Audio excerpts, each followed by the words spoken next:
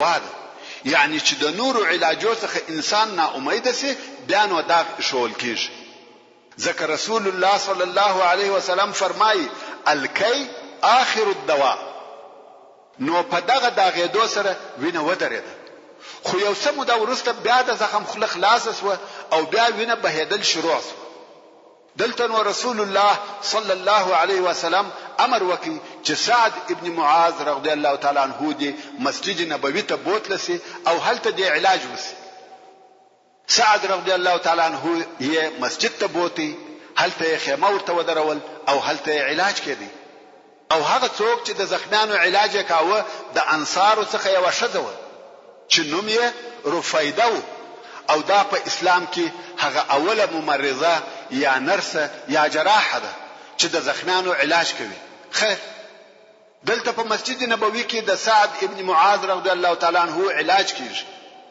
امام بخاری رحمه الله روایت کوي چې سعد ابن معاذ رضی الله تعالی عنہ دلته په دغه مریضي کې و الله جل جلاله ته دعا کول او ویل به الهي تا ته معلومه ده چې ماته د هیڅ چا سره ستا په لار کې جهاد کول دون ډیر نه دي خوښ لکه د هغه قوم سره چې ستا د رسول تکذیب یې کړی دی او ستا رسول یې د خپل وطن څخه ایستلی دی چې مقصد یې قریش او الهي زه داسې ګمان کوم چې تا زموږ او د دوی د مابین څخه جنگ ایسته او لری کړي. کچيري د قریش سره نور هم جنگ پاتې وي نو ما ژوندۍ پاتې کې چې د هغو سره ستا د پاره جهاد وکم، او کدی نور جنگ استکړی وي نو می دغه زخم ما جوړوي او مرګ می دغه زخم څخه کې. او د دعا په اخر کې وویل الهي تر هغو می موجنه چې د بنی قریظه په يهودو می زړه یخ نسی. سعد ابن معاذ رضی الله تعالی عنہ نو دلته په مسجد نبوي کې پرېږده چې د زخم علاج کیږي.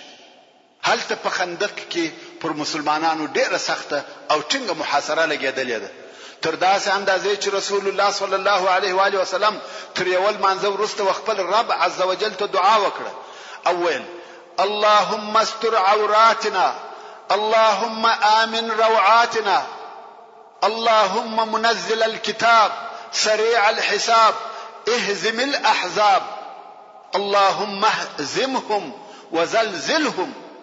او بیا رسول الله صلی الله علیه و آله وسلم وهغه مسلمانانو توکتل چې د علیه الصلاۃ والسلام تر شایه المنز کاوه او ویل والله د مزکی پر مخ بیل تاسو څخه بل داسې څوک نسته چې یوازې د الله جل جلاله عبادت کوي. ما على وجه الارض من يعبد الله غيركم. دا د رسول الله صلی الله علیه و آله وسلم پر هغو مسلمانانو شاهدی ده چې د رسول الله صلی الله علیه وسلم سره دلته په خندق کې و. هغه وخت د ټول مزکی پر مخ بیل دغه مسلمانانو څخه بل داسې څوک نه و چې یوازې د الله جل جلاله عبادت کوي. حتی په آسماني ادیانو کې هم خلق تغیر راوستلی وو، وحدانیت بالکل نیست او نابود وو. الله عز وجل د رسول الله صلی الله علیه و آله وسلم او مسلمانانو دعا قبول کړه. الله عز وجل په خپل قدرت داسې یو کار جوړ کړي چې د هغه په واسطه دشمن ذلیل سو او ډلې سره وپاشل سوه. هغه داسې نعیم ابن مسعود ابن عامر الاشجعي چې اصلا د غطفان د قبیلو څخه وو او په مکه مکرمه کې اوسېدی، کافر او مشرک او د کفارو ملګری وو. په دغه لحظو کې الله عز وجل د هغه په زړه کې ایمان ورواچاو. ورون ښه فکر وکړئ، په دغه لحظه کې چې مسلمانان په بیره خوف او محاصره کې دي، شمیر یې لږ او ضعیف دي، آیا د دشمن د طرفه څخه یو څوک مسلمانېږي؟ دغه نعیم اسلام په خپل یو معجزه ده، دا الهي مداخله ده. مسلمانان محاصره دي، په مرګ محکوم دي، په هر لحظه کې دا امکان شته چې فنا کون کې حمله دي پر وسی او دوی دې ټوله ختم سي. په دغه وخت کې څوک ایمان راوړي؟ مګر دا الهي مداخله و او د رسول الله صلی الله علیه و آله وسلم د دعا قبل دوا. نعیم ابن مسعود چې د کفارو ملګری دی او د مکه مکرمه د اشراف څخه دی، په دغه وخت کې مسلمان شو. د کفارو د لشکره څخه په پټه ووتی او د مسلمانانو خیمو ته ورغلی. د رسول الله صلی الله علیه و آله وسلم سره د ملاقات غوښتنه وکړه. د رسول الله صلی الله علیه وسلم سره کښېنستی او ویل یا رسول الله زه شاهدی ادا کوم چې لا اله الا الله وانك رسول الله. او نعیم ویله چې زما په اسلام بیل تاسو بل هیڅوک نه دي خبر، نو امر کوه څه وکم؟ رسول الله صلی الله علیه وسلم و فرمایل یا نعیم ته یو نفر یې، زموږ سره په لشکر کې ستا وجود موږ نه زیاتوي، موږ 300 نفر یو، په تا به 300 او یو نفر سو، کم فرق یې ونه کوي، او دشمن 10,000 نفر دی. نو کدی په واسه پوروي چې دوی سره وپاشه او موږ د دې حمله څخه خلاص سو، دغه کار وک. نعیم ویل یا رسول الله دغه کار د پاره یې باید ووایم، یعنی د دوی د پاشلو د پاره مجبور یم چې درواغ ووایم. رسول الله صلی الله علیه و آله وسلم و فرمایل وی وای ځکه جنگ خطا ایستل ورونو دا معلومه ده چې درواغ ویل حرام دي، مګر په جنگ کې او دغه ځایو کې د دشمن د پاشلو د پاره جائز او روا دي، بلکې شکار هم دي. بیانو نعیم برته کفارو ته ورغلی، هلته ډېر ښه او صحیح نقشه په خپل دماغ کې سره وسنجول او د هغې په عملي کولو یې شروع وکړ. نعیم ابن مسعود د مکه مکرمه د مشهور خلقو څخه و، د قریشو د رئیسانو د حضور سړی و، او په عین وخت کې د غطفان سره هم چې د قبیله و ښه علایق درلوده. د بنی قریظه د يهودو په خوانی دوست او آشنای و. دغه يهودو ته د جاهلیت په وختو کې هم د ملاقات او لیدنې د پاره ورتلی. مقصد دا چې نعیم معروف شخص وو او د قضیه د ټولو اطرافو سره معرفي وو او ښه مناسبات یې ورسره درلوده. اوس یې د هغه خپل نقشې په عملي کولو شروع وکړه، او اول یې د بنی قریظه د يهودو څخه شروع وکړه. د کفارو د لشکر څخه رهیسو او د بنی قریظه و يهودو ته ورغلی. د يهودو مشران یې سره راټول کړ، ویل تاسو خو ما ښه پیژنئ چې زه څوک یم؟ ویل هو. ویل په دې خو به هم خبر یاست چې د محمد صلی الله علیه وسلم سره څونه دښمنی لرم؟ ویل هو. ویل دا خو به هم در معلومه وي چې ستاسو څونه دوست یم؟ ویل هو صحیح ده، او وایه څه پیښه ده؟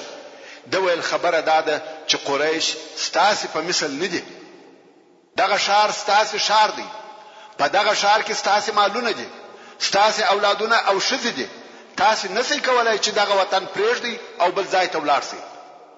او اوس قریش او غطفان د محمد او د هغه د ملګرو د جنگ لپاره راغلي دي، او تاسو هم پر محمد او د هغه پر ملګرو د هغو پر وطن، د هغو پر مالو، د هغو پر شذو د قریش او غطفان کومک کوي. اوس نو که قریش او غطفان د چور او حمله موقع پیدا کړه، خو حمله به پر وکي، او که موقع نه ورته برابر خپل وطنو ته بولار سي، تاسو او محمد به سره پریږدي، او بیا به محمد تاسو څخه خپل انتقام واخلي. يهود ویل نو موږ باید څه وکړو؟ نعیم ویل د قریش او غطفان په ملګرتیا تر هغو جنگ مکوي څو ګرو یې نمی درکړي. يهود ویل څنګه ګرو؟ نعیم د قریش څخه وغواړي چې 10 نفر خپل مشران ستاسو سره په قلا کې پریږدي، بیا نو دوی خپل مشران یوازې نه پریږدي چې دوی دی ولاړ سي او هغه مشران دی پاتې وي. دغه نو ستاسو د پاره ضامن سو چې دوی به خامخا جنگ کوي. يهود ویل دا ښه فکر دی. نعیم د يهود څخه رهیس او د کفارو لشکر ته ورغلی. دلته د قریش د مشرانو څخه د ملاقات غوښتنه وکړه. هغه ویل څه پیښه ده؟ نعیم ویل تاسو راټول سئ، زه به مو خبر کم. د قریش مشران لکه ابو سفیان او نور سره راټول سو. نعیم ورته کښېنستی، ویل تاسو خو ما پیژنئ چې زه څوک یم؟ ویل هو. ویل دا به هم در معلومه وي چې د محمد څونه دشمن یم؟ ویل په دې کې هیڅ شک نشته، ځکه نعیم چې د اصل مشرک وو او اوس 45 ورځې کېږي چې د کفارو سره دی. کله د محمد صلی الله علیه وسلم د کومکانو څخه وای نو به د مسلمانانو سره جنگ نه کولای. د کفارو پر نعیم پوره اعتماد وو. نعیم ویل چې زما دوستی او آشنایی به د يهودو سره هم در معلومه وي. ویل هو، خبره څه ده؟ نعیم ویل د يهودو څخه یو ډیر بد خبر را تراغلی دی. قریش ویل څه خبر؟ نعیم ویل د بني قریظه يهود اوس پر دې پښیمانه دي چې دوی د محمد صلی الله علیه و آله وسلم سره خپل عهد او وعده مات کړ.